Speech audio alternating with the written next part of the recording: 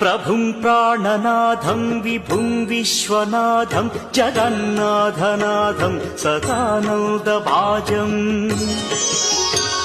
भवद्भव्यभूतेश्वरं भूतनाथं शिवं शङ्करं शम्भुमीशानमीडे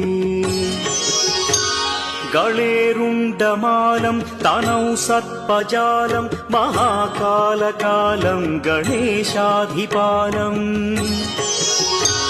जटाजूटगङ्गोत्तरं गैर्विशिष्यं शिवं शङ्करं शम्भुमीशानमीडे मुदामाकरं मण्डनं मण्डयन्तं महामण्डलं भस्मभूषाधरन्तम्